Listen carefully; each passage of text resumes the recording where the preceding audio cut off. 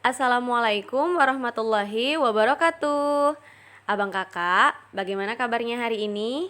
Semoga kamu dalam keadaan sehat ya.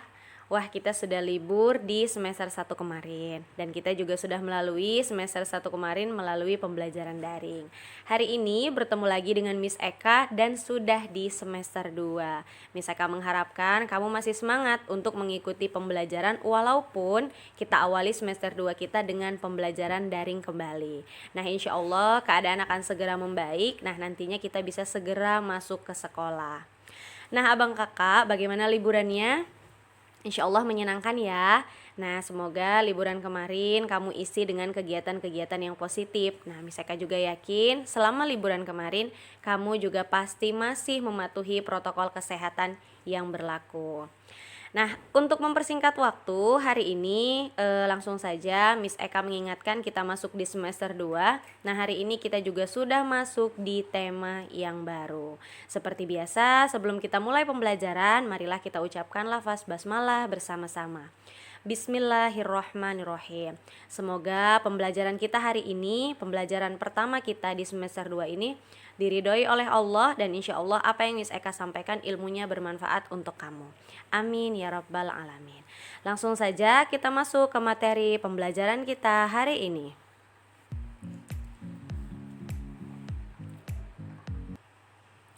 Nah, abang kakak, hari ini kita masuk ke tema yang baru, yaitu tema 6, menuju masyarakat sejahtera. Subtema 1, masyarakat peduli lingkungan.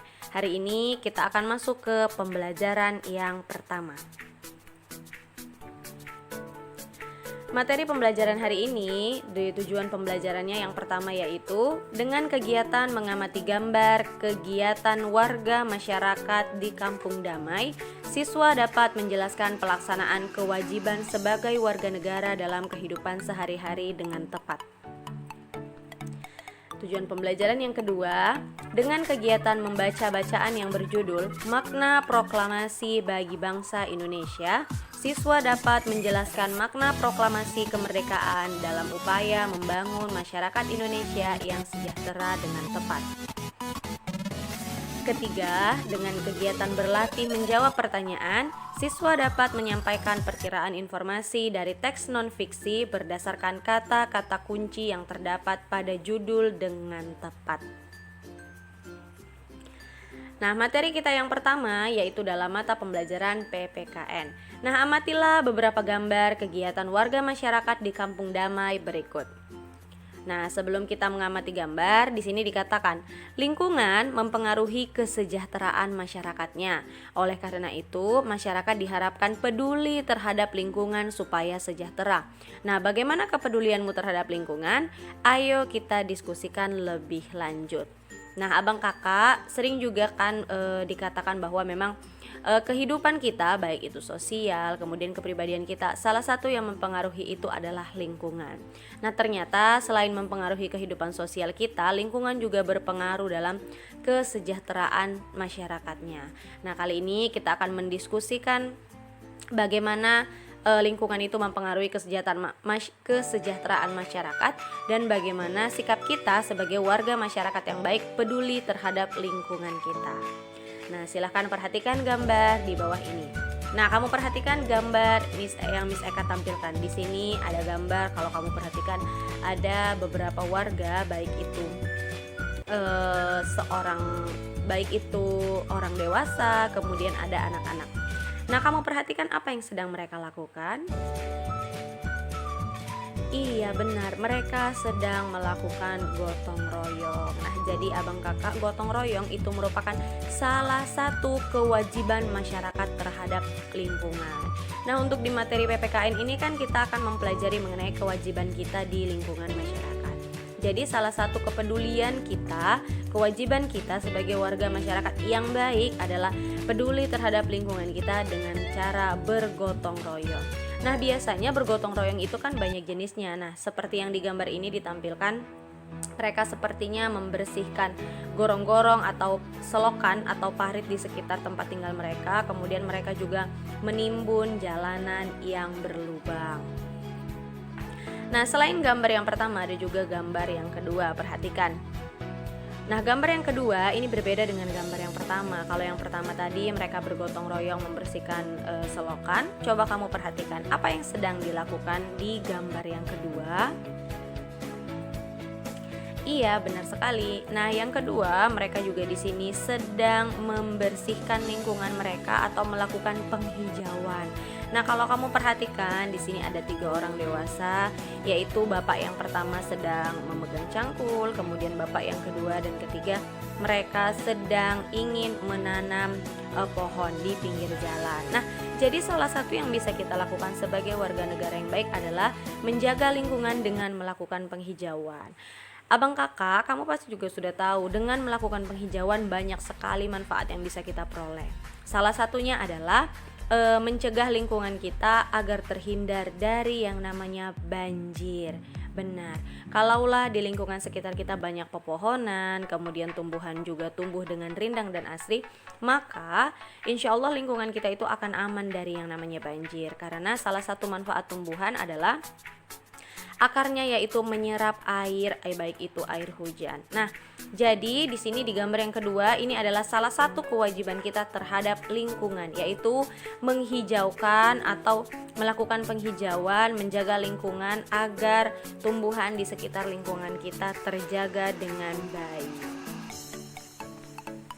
Next yang ketiga yaitu di sini kamu perhatikan. Nah, gambar yang berbeda lagi dari gambar yang pertama dan kedua. Apa yang sedang mereka lakukan, abang kakak? Iya, nah kamu perhatikan di situ kalau kamu lihat ada beberapa orang yang sedang mengantri, kemudian ada satu bapak-bapak yang berada di tempat pembayaran pajak. Nah, pajak itu merupakan kewajiban kita sebagai masyarakat. Nah, jadi makanya kan sering ya kita lihat di iklan-iklan wajib bayar pajak. Nah, itu tuh selalu diingatkan, baik itu pajak kendaraan, kemudian pajak bumi dan bangunan. Nah, jadi banyak ya abang kakak. Nah, jadi sebenarnya pajak yang kita bayarkan itu nantinya akan dialokasikan ke berbagai hal. Salah satunya adalah ke pembangunan jalan. Jadi abang kakak, ketika kamu atau kita sebagai warga negara yang baik melakukan kewajiban kita membayar pajak tepat waktunya, ketika kita semua sebagai warga negara ini membayar pajak, maka insya Allah pembangunan yang ada di negara kita ini juga akan berjalan atau berlangsung dengan baik. Karena ketika kita melakukan kewajiban kita, insya Allah hak kita juga akan terpenuhi. Nah, jadi inilah ketiga gambar yang merupakan kewajiban kita sebagai warga negara yang peduli terhadap lingkungan, dimulai dari bergotong royong, kemudian menjaga lingkungan agar tetap bersih dan hijau, kemudian membayar pajak. Ingat ya, membayar pajak itu adalah wajib bagi kita sebagai warga negara yang baik. Nah, ada yang keempat, di sini ada tambahan bisa saya berikan. Di sini kalau kamu perhatikan ada beberapa orang, yaitu warga yang sedang melakukan mereka sedang melakukan siskamling. Nah, perhatikan di situ juga ada bacaan pos ronda ya, abang kakak. Nah, jadi kalau melakukan siskamling ini, sistem keamanan lingkungan ini manfaatnya untuk apa ya, abang kakak?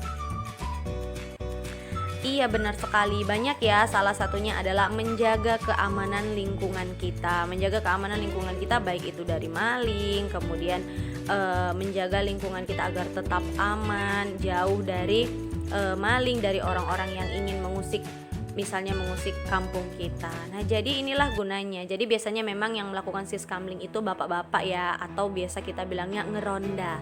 Nah, jadi ronda ini memang dilakukan pada malam hari. Biasanya yang melakukan itu adalah para bapak-bapak. Nah, jadi ini keempat gambar yang tadi sudah saya tambahkan satu, merupakan kewajiban kita sebagai warga masyarakat yang baik. Nah, beralih dari mengenai kewajiban kita sebagai warga masyarakat, kita masuk ke pembelajaran bahasa Indonesia.